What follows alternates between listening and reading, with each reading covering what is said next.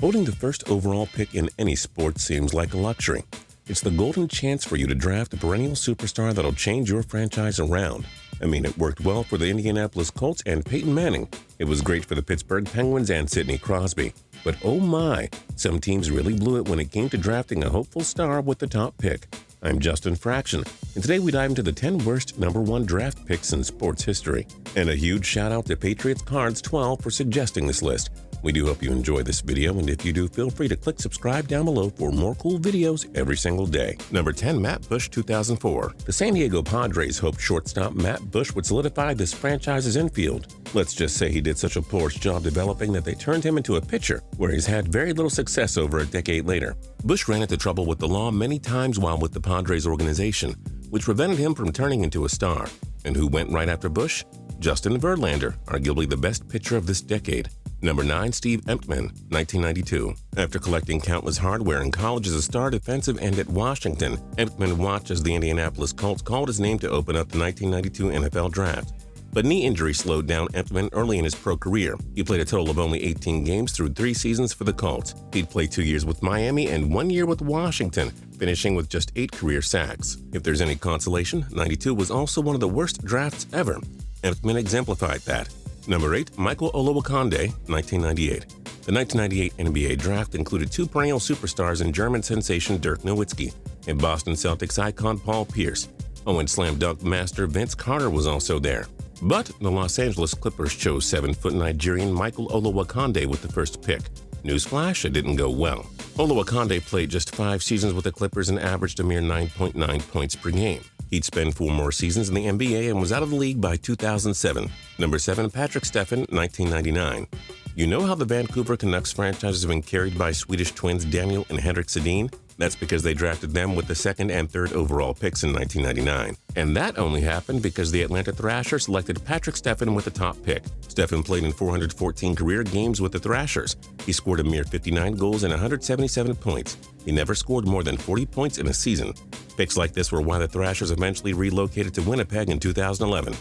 Number 6, Greg Oden, 2007. To take Greg Oden or to take Kevin Durant? That was the question. And the Portland Trail Blazers had the wrong answer. The Blazers took Greg Oden with the first pick. Unfortunately, a series of brutal knee injuries slowed him down and he never got it going. He spent just 3 seasons in the NBA. And as for Kevin Durant, well, let's just say the Trail Blazers fans aren't happy with how the 2007 draft went down. Number 5, Alexander Daigle, 1993.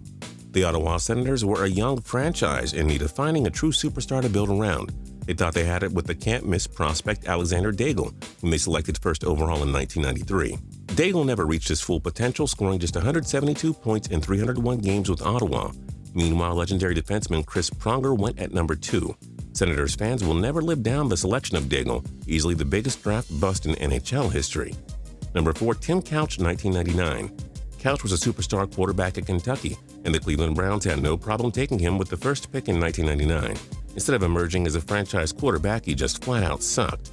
Couch was only in the NFL for 5 years, tossing 64 touchdowns and 67 interceptions. And who went after him? Perennial Pro Bowler Donovan McNabb. Sorry, Browns fans. Number 3, David Carr, 2002. The newly found Houston Texans took quarterback David Carr, a future Super Bowl champion. Here's the catch. His Super Bowl 46 ring came as Eli Manning's backup with the New York Giants. Translation, Carr was not a good quarterback, but you can't blame him. He was sacked 76 times in his rookie season. He never had the chance to succeed. In his 5 seasons with the Texans, Carr never tossed more than 16 touchdowns in a single year. He just wasn't good enough. And future Hall of Famer Julius Peppers was the next pick. Oh well. Number 2, Kwame Brown, 2001. The Washington Wizards could have taken San Antonio Spurs star Tony Parker. Heck, they could have taken Spanish star Pau Gasol as well, or even some other guy by the name of Zach Randolph. But who did they take? Kwame Brown. He had 7.7 points per game in 4 seasons with the Wizards. Brown bounced around from team to team, but finished with career averages of just 6.6 points and 5.5 rebounds per game. And number 1, Jamarcus Russell, 2007. Out of every player on this list, it may be safe to say that nobody had more hype and promise than Jamarcus Russell. And no player on this list flopped as badly as Jamarcus Russell either. A superstar at LSU, Russell was taken by the long-time losing Oakland Raiders. The 6'6" duo threat quarterback had all the makings to be a superstar, but he wasn't. Russell simply couldn't adjust to the NFL level and he fell apart entirely. In 3 seasons as a pro, he tossed just 18 touchdowns and 23 interceptions. Russell was released in the 2010 offseason and never played football again. Who do you think is the worst number 1 draft pick in sports history? Join us in the comments section below.